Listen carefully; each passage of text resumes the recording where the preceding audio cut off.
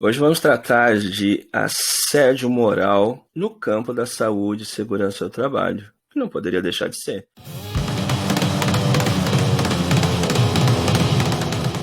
Bem, meus amigos e minhas amigas trabalhadores e trabalhadoras, eu sou o Gerson Rocha, do canal Cogito Podcast, e hoje eu trago mais um conteúdo importantíssimo para compartilhar contigo que trata do assédio moral no contexto nessa época de pandemia, mas também no contexto, ou seja, de um fenômeno relacionado à violência contra os trabalhadores e as trabalhadoras.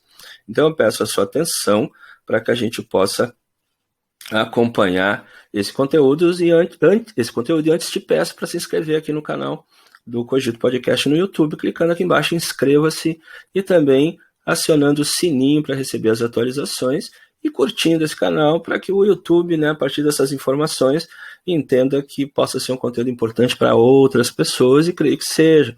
E também nos acompanhe nos canais do Facebook, canal do Instagram e também em podcast. Esse conteúdo estará só na forma de voz, em podcast, junto ao Spotify, Google Podcast e outras plataformas que divulgam conteúdo de podcast. E também comente esse vídeo para que possamos aprimorar esses conteúdos e também trocar outras questões que possam não ter sido tratadas aqui. Então, o assédio moral, antes de mais nada, no contexto da saúde e segurança do trabalho, é sim um assunto de extrema importância nesse contexto da prevenção de acidentes e doenças do trabalho. Sem dúvida, esse fenômeno da violência contra os trabalhadores e as trabalhadoras, ele não pode ser colocado de lado, até porque, novamente, não existe uma NR onde muitos profissionais se baseiam tanto nas suas atividades que preveja esse tipo de coisa, pelo menos de forma mais clara.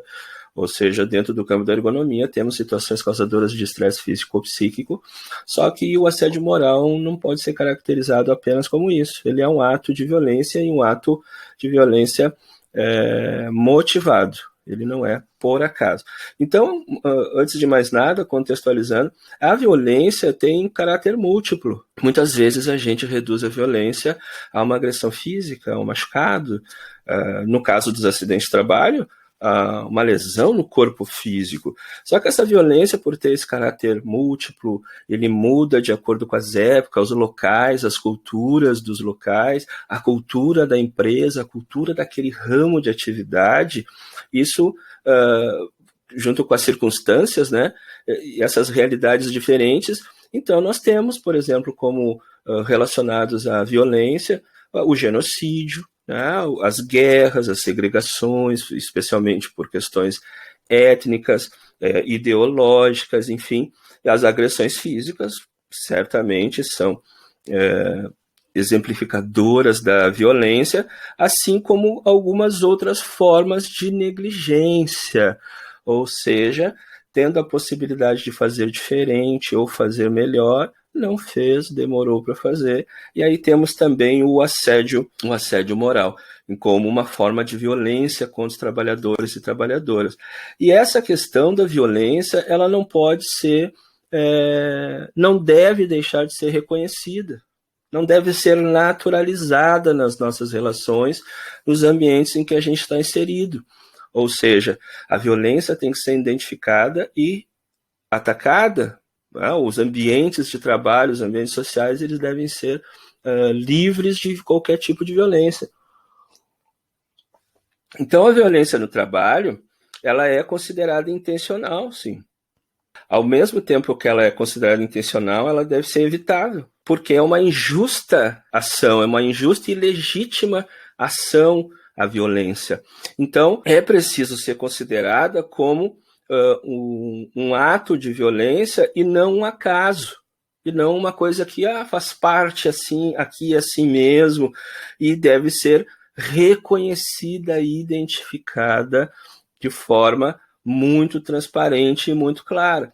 Então, o quanto nós estamos naturalizando essa violência que é o assédio moral, por exemplo. Para a gente não ficar falando de todas as violências, você teria que ter muito mais propriedade disso. Estamos falando do assédio moral. O quanto estamos naturalizando isso, enquanto estamos entendendo que realmente o trabalho é uma fonte de violência, ou estamos nos resignando que o trabalho seja realmente uma fonte de sofrimento.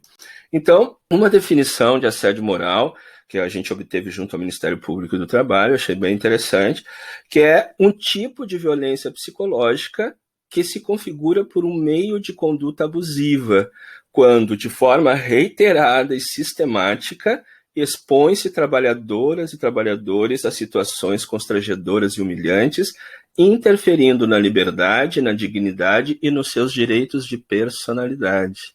Então, esse conceito nos leva a muitos outros cenários, né? Ou seja, nós já estamos falando de uma violência psicológica, de uma violência que não é a que mais comumente estamos ensinados a reconhecer, como acidentes de trânsito, homicídios, agora, né, infelizmente, se desnudando a violência contra a mulher, a violência contra o idoso, a violência contra as crianças, as violências físicas são as mais noticiadas.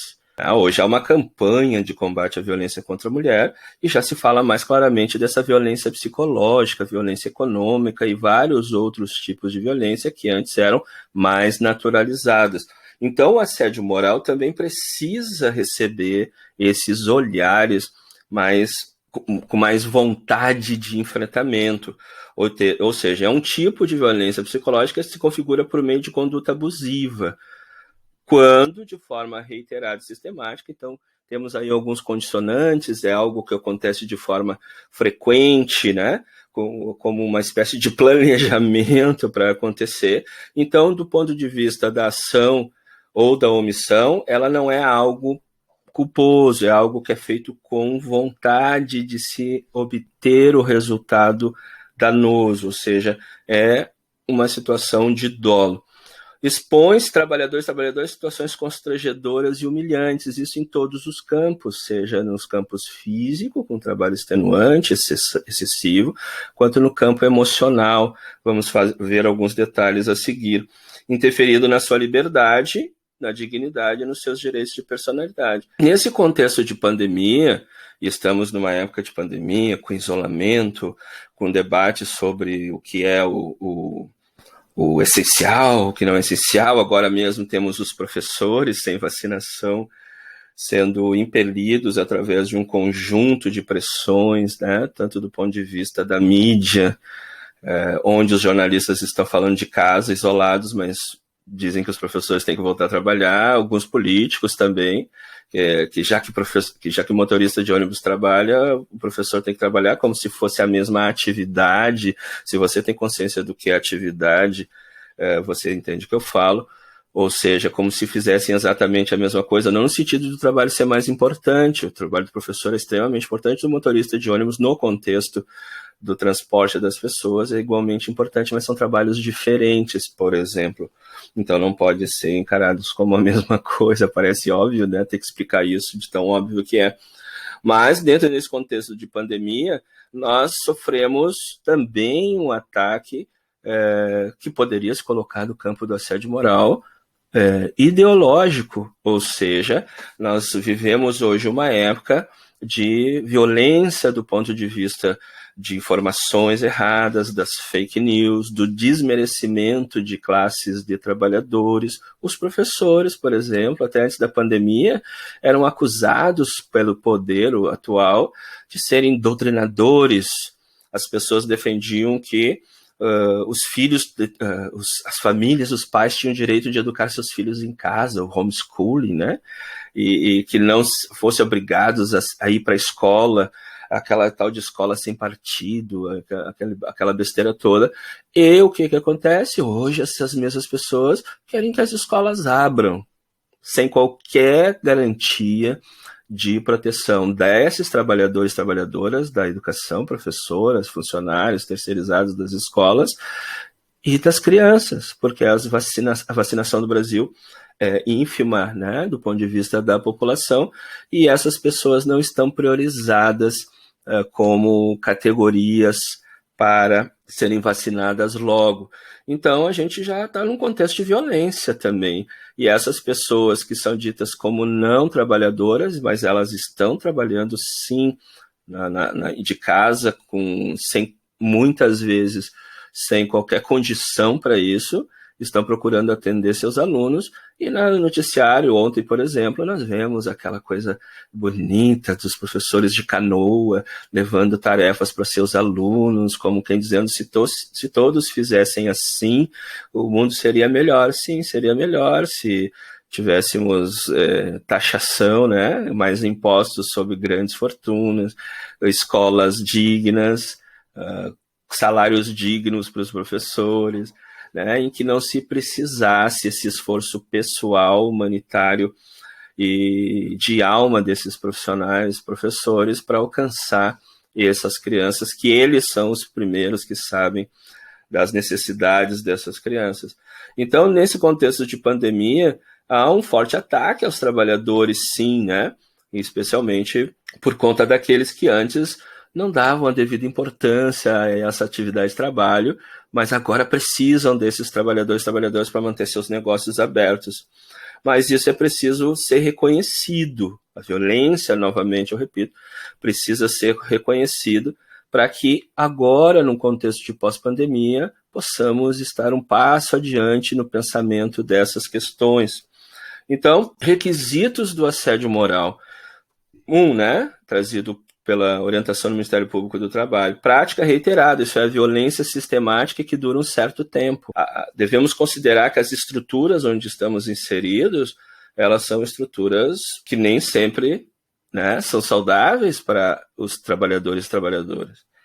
Então, as relações verticalizadas, essas práticas reiteradas de humilhação das pessoas, sendo reais, são requisitos para já começar a se identificar um ambiente de assédio moral ou práticas de assédio moral. 2, atitudes abusivas com conteúdo vexatório ou constrangedor.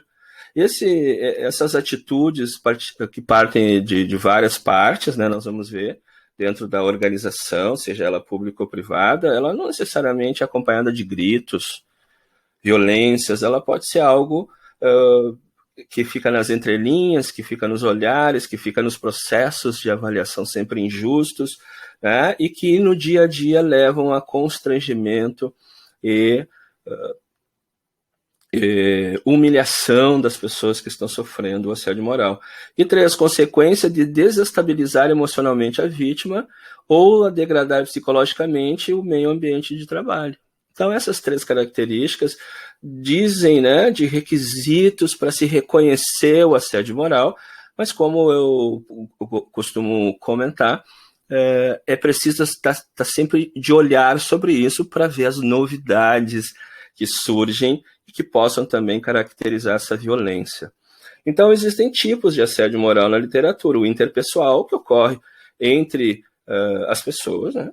Ou seja, praticado em relação a algum alvo específico, algum trabalhador, alguma trabalhadora, e geralmente entre 2 indivíduos ou um grupo contra um indivíduo. Isso faz lembrar uma vez de um rapaz que reclamou comigo que ele, por ser de uma religião, né, de uma veia religiosa específica, ele era provocado diariamente com piadas obscenas, com provocações de cunho sexual que lhe incomodavam bastante. E as pessoas, sabendo das suas questões, né, de ordem religiosa, a provocavam com isso, e aquela situação já estava durando muito tempo, estava lhe causando sofrimento emocional. Então, esses alvos específicos, a gente não sabe às vezes como nasce isso, mas isso é característico dessas relações de trabalho, buscam prejudicar, né, esse indivíduo até que ele peça afastamento, dispensa, demissão, porque não suporta mais aquela situação, seja de quem quer que seja que parta, né, esse tipo de violência. Então, promove esse tipo de coisa. Então, outro tipo de assédio moral é o organizacional ou coletivo ou institucional. Isso ocorre quando se trata de prática sistemática reiterada de várias condutas abusivas e humilhantes, que podem ser sutis, explícitas, direcionadas para todos os funcionários ou para alvos determinados a partir de um objetivo que visa manipular trabalhadores e trabalhadoras por meio de uma política organizacional ou gerencial estabelecida pela empresa, pela instituição. Esse comportamento do assediador ou desse coletivo de assédio, ela precisa ser desnudada também, não naturalizada, precisa ser reconhecida. Então, isso é legitimado, esse tipo de ação da instituição ou da empresa é legitimado pelos seus valores, pelas normas organizacionais escritas ou costumeiras, né, que assumem essa forma de áreas de normalidade. Ou seja, que também, de certa forma, acaba tendo a conivência dos assediados. Então, nesse contexto de pandemia, por exemplo, com essas histórias de isolamento, escolas fechadas, nós vemos um novo ataque, sim, à categoria de professores. Então, eu deixo aqui uma pergunta. A sociedade também é assediadora? Grupos sociais são assediadores contra categorias de servidores públicos, contra a categoria de professores públicos ou de iniciativa privada, fazendo parecer que antes a escola era o EAD, qualquer curso pode se fazer à distância, mas agora é necessário que as crianças estejam na escola, sob prejuízos irreparáveis na sua educação. Tem criança que nem comer come, nem está na escola, e não há um discurso de preocupação tão grande com isso. Então, essa categoria está sendo assediada, os trabalhadores da educação, os trabalhadores da educação estão sendo assediados.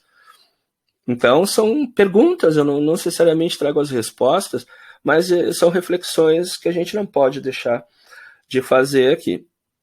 Então, o que acontece? Quais são as modalidades do assédio moral, né? Ela é vertical descendente, ela se caracteriza nesse sentido quando há uma diferença hierárquica, ou seja, superiores hierárquicos ou que se acham superiores hierárquicos promovem assédio contra aqueles que seriam inferiores no ponto de vista hierárquico. Então, a vítima é subordinada a alguém, né? Ou essa estrutura. Então, ela sofre esse assédio moral, né, que é fortalecido, né, pelo cargo maior ou pela condição social maior naquele contexto. No outro vídeo que gravamos aqui sobre fake news em saúde, segurança e trabalho, eu trato de certa forma desse assédio que existe entre profissionais da saúde, segurança e trabalho, que ao mostrar imagens de trabalhadores em condições adversas de trabalho, o fazem de forma ou através de comentários ou através do silêncio a humilhar esses trabalhadores como se eles fossem detentores do poder dentro da empresa e fizessem o que bem entendessem e ninguém pode com isso. Mas dá uma assistida no vídeo, eu deixo o card aqui para você dar uma olhadinha. Então, essa vertical descendente tem a vertical ascendente, existe também assédio contra superior hierárquico. Né? Nas estruturas de serviço público, isso não é incomum, né? que eu tenho mais experiência, mas nas situações de trabalho, de gerenciamento também, os trabalhadores, às vezes em reação, procuram se opor a algumas diretrizes daquele que está hierarquicamente acima, promovendo assédio.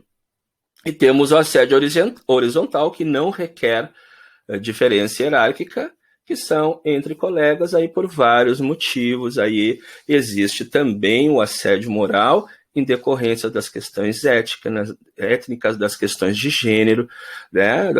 A LGBTQ-fobia também existe como no contexto do assédio moral. aquela pessoa, por ter uma outra orientação sexual, é considerada humilhada, assim como as mulheres, assim como negros e negras. Enfim, isso está no contexto dessa violência e também pode ser gatilho para o assédio moral horizontal. E o assédio moral misto, que é uma mistura dos outros três, né? O vertical descendente, o vertical ascendente e o horizontal.